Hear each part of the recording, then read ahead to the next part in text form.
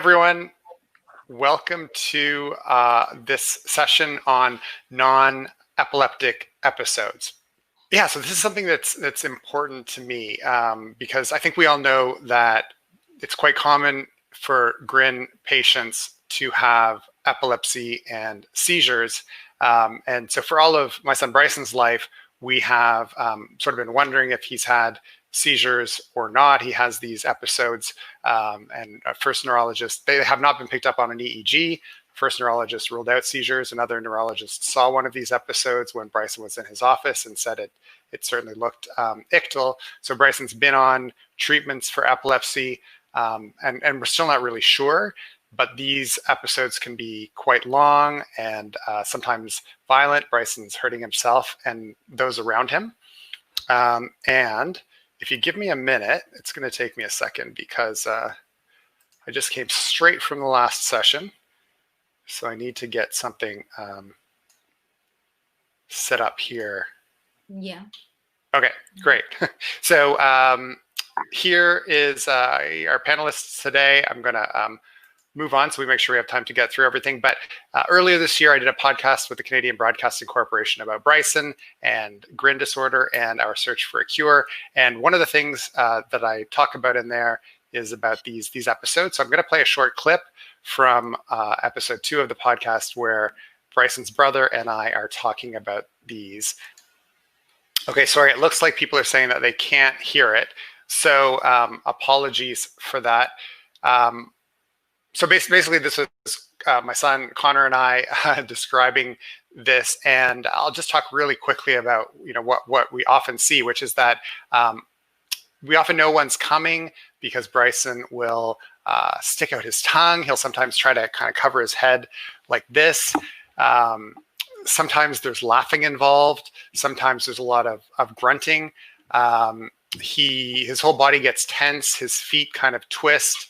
And then he'll start sort of writhing and can become quite violent, biting himself, scratching himself. If people are around him, he'll sometimes do that to others as well. His body temperature rises, his pupils get larger. And the interesting thing is that in addition to these both starting very suddenly, they also end abruptly. So all of a sudden they'll just stop and Bryson makes a clicking sound with his mouth, and afterwards he gets very tired and also thirsty, but often just falls asleep right after. And so I will turn things over to Dr. Benke or Garcia. Thanks so much to the two of you for joining us. Had you guys I can't remember, had you put anything together to sort of start with? Yes. So if you stop sharing your screen, I'll pull up my screen. There we go. Here we go. There, you should be able to see my screen now.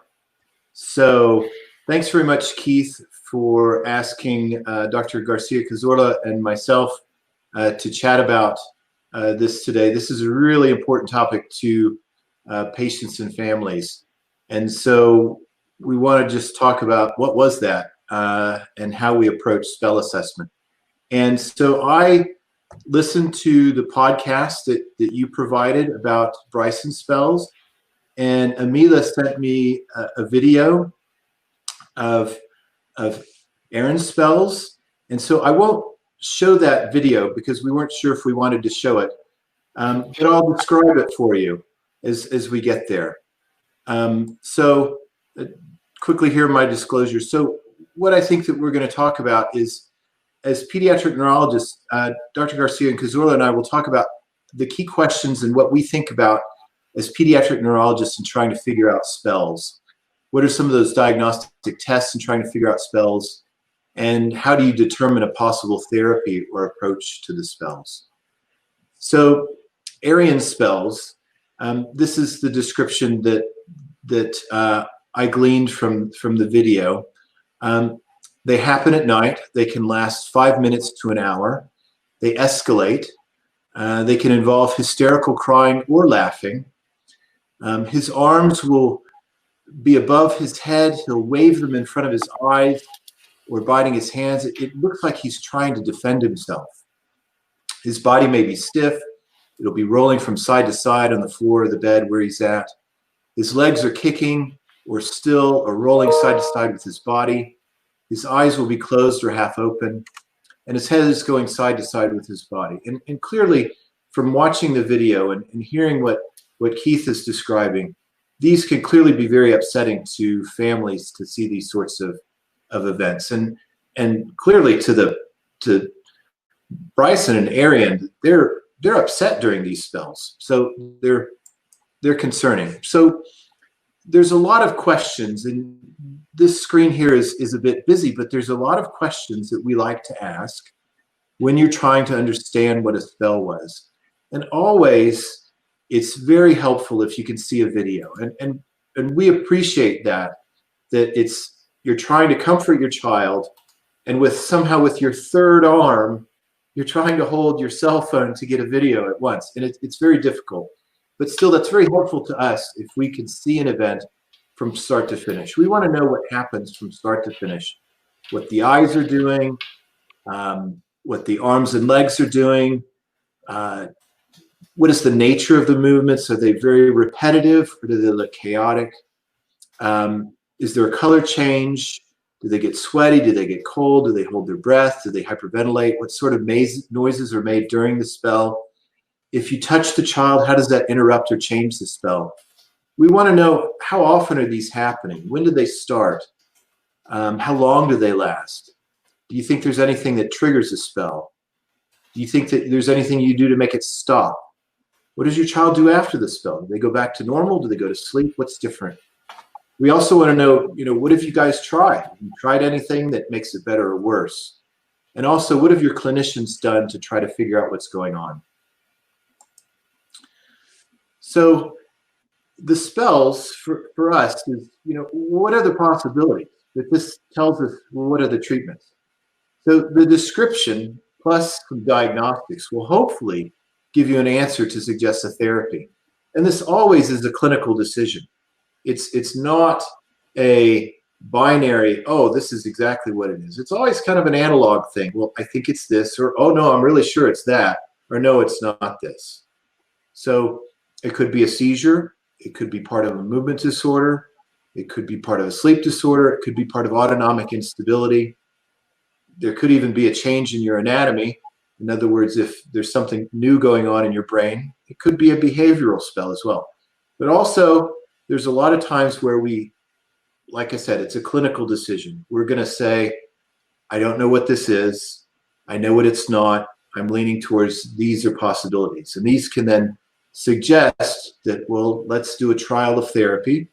Say you think that there's seizures. It's not unreasonable to do a trial of therapy with an anticonvulsant to see if it makes them better. If it's autonomic, maybe there's a trial of something that you could think of that might make them better in that regard as well. The diagnostic tests that might be considered, yes, I like the cell phone video because it captures you in your natural state, but we talked about how it's hard to do. And you don't get much physiology from that. The video EEG gives you the ideal recording conditions, but like Keith was saying, you have to be lucky enough for your child to have one, if lucky is the right word, when you're hooked up to the EEG. Same thing for a sleep study. Same thing for an extended heart test like a Holter or an electrocardiogram. Imaging is only useful, in other words, an MRI or CT scan, if you really think that there's been a change in the anatomy. But it's not really useful or needed if it's already been done as part of the initial diagnosis. So my conclusions here before we get to the Q&A is the therapy, of course, it depends on what caused the spell. It depends on the nature and physiology. But also, you need to understand the impact of the spells. If these look very impactful, I think that we need to think about doing trials of medications. But when that comes up, there's also, you need to consider what's the side effect profile of the medicine that you're prescribing. And then I think also, whether you know what it is or not, you want to try to ensure the safety of your patient and child during the spell. So that's the end of my slides. So I'm going to switch over to Dr. Cazorla Garcia, and I'll mute myself so as not to have any feedback, but I'll advance the slides for you. Okay, thank you very much. So I'm going to introduce just a couple of examples that are really very short and quite easy, because this is a very common problem. We are really often faced to this challenge of the differential diagnostic of making the difference in the origin of these spells. So this is like a very common clinical problem in our daily practice. So let's see the first example, that it's about a patient with abnormal ocular movements. And next slide, please. Okay, so this is a patient where the video is published in a journal in neurology. It's an open access video. That's why I bring it here. So in an 11-year-old child with these abnormal eye movements, you can see this sustained, conjugated, and upward deviation of the eyes. These episodes can last from seconds to hours. And sometimes these are really subtle, but in other occasions are really painful and can associate other abnormal movements like neck flexion or jaw opening, sweating. Very often the child feels uncomfortable and cries when she has this kind of abnormal movements. There are no other associated abnormal movements of arms and legs, and these spells not change when parents touch the child.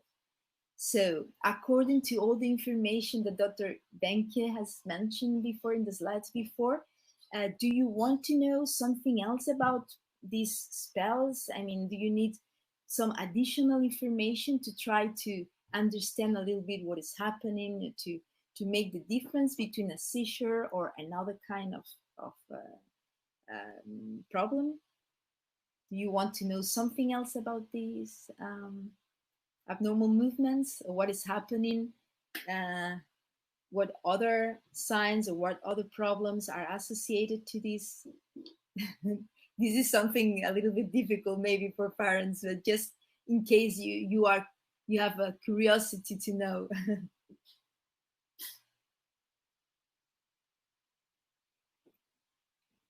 Can she talk during these spells? No, but well, if the spells are I mean, if they are really very short, brief, and between the spells, she could talk. But at the moment, well, maybe if we insist, but in general, no. It's interesting that she rubs her eyes during the spells. Mm-hmm.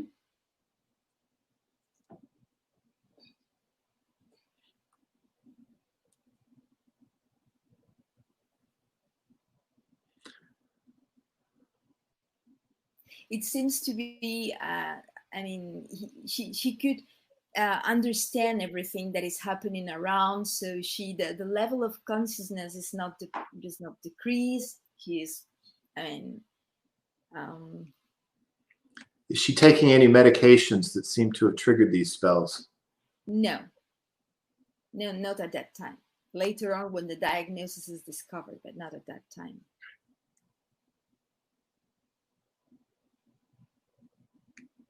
Okay, so these abnormal, repetitive ocular movements sometimes are associated with epilepsy.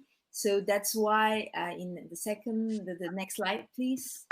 So this child had an EEG, but the EEG was normal at the moment of the spells. It is quite important if we are, I mean, we think that these abnormal movements or repetitive spells can have an epileptic origin. It is important to have an EEG registration at the moment of these abnormal movements. So it was absolutely normal. And then so the possible diagnoses here are, well, oculogeric tics, well, although it is not really in the context of the child with other symptoms associated, it was not a possibility. There is a syndrome or a clinical syndrome, paroxysmal tonic-up gaze, that can be related to different problems. But finally, what this child had is oculogeric crisis, which are this is a kind of abnormal movement. These are dystonic movements, in fact, and in most of the cases, it is related to an abnormal dopaminergic transmission.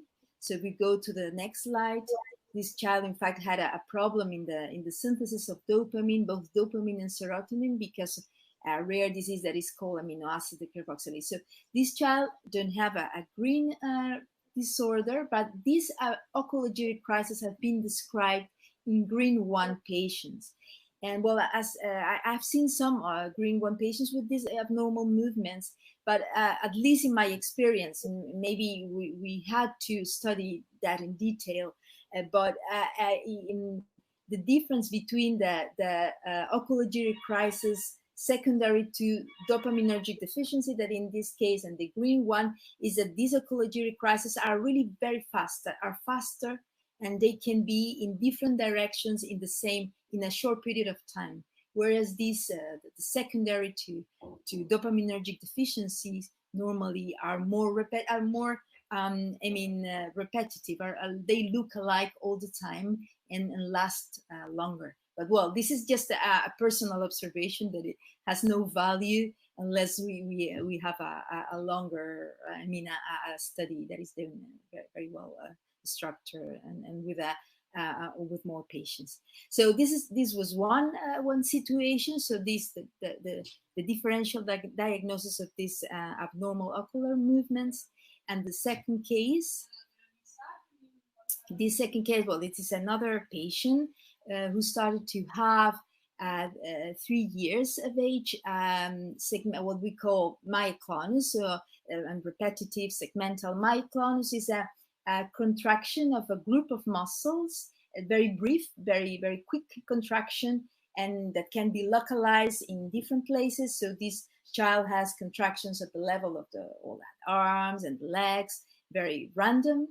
Then 3 years later, he started to have another kind of abnormal movements. This is a video that is also an open access video, but doesn't correspond to this child, but it's just to illustrate that this is a chorea. So this is a kind of abnormal movement, repetitive, non-rhythmic movements, but also random, very brief, like a little bit like a dance, generalized in most of the cases.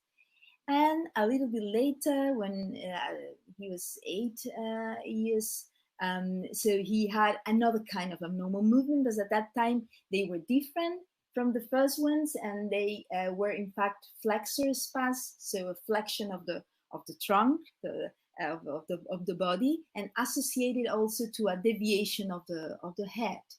And so these are different kind of movements, different spells, and let's see, like that. And well, in this scenario, we need to know also some kind of information from a clinical point of view, descriptive information from parents, just to try to understand why the child is having these abnormal movements and repetitive spells. So is there anything that you want to know in this child to have more information and to try to understand what is happening?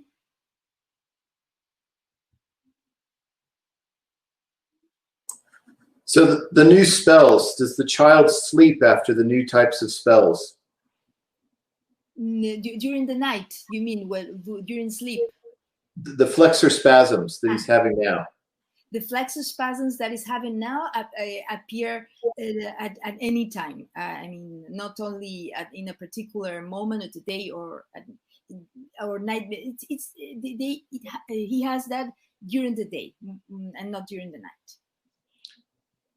Does he sleep or cry after them?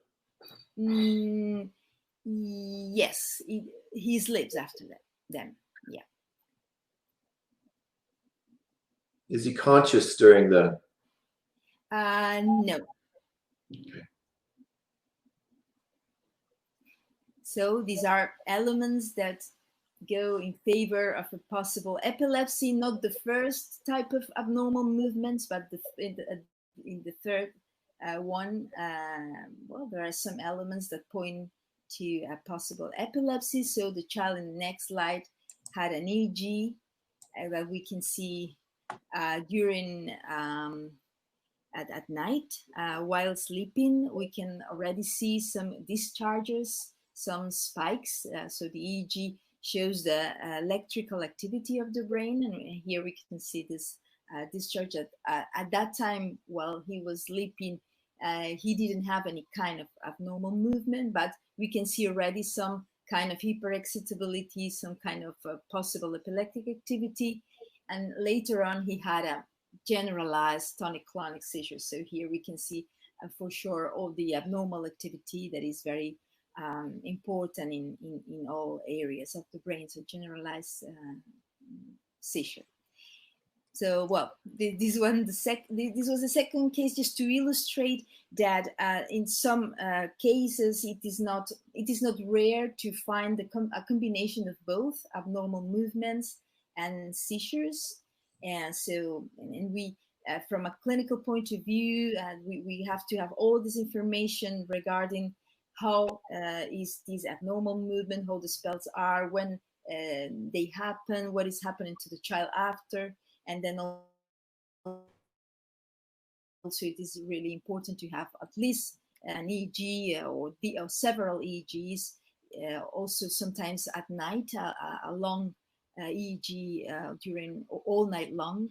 And well, it depends on every patient and every circumstance. So well, this is something quite common in our clinical practice.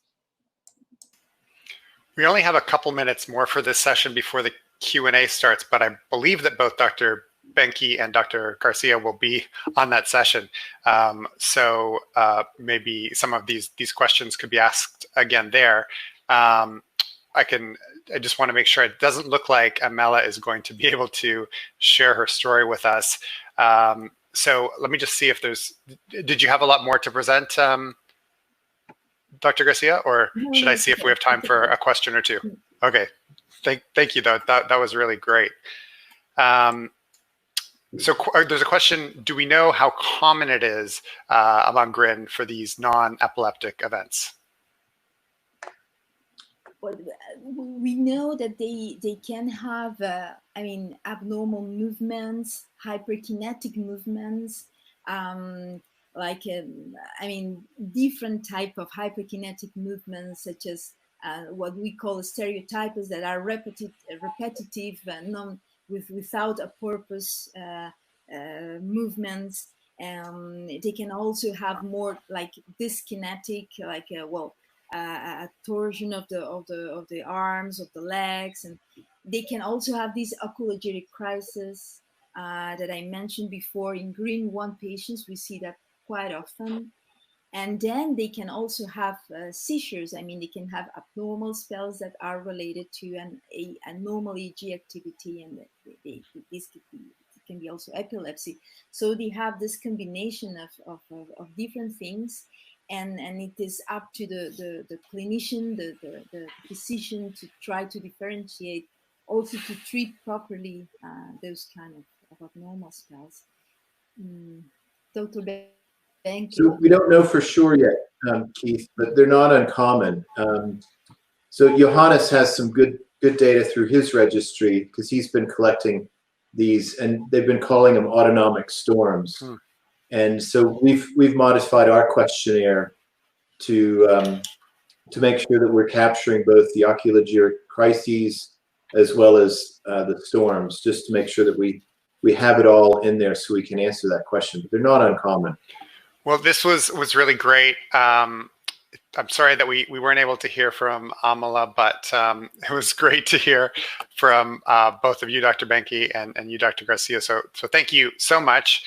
Just want to let everybody know that the Q&A, the Ask Me Anything, is starting in 1 minute. So this session is back on the main stage. So if you don't get connected there directly, just make sure that you're logging into the main stage section on the side of your screen instead of the sessions section. Thanks, everyone, and we'll see you there. Okay.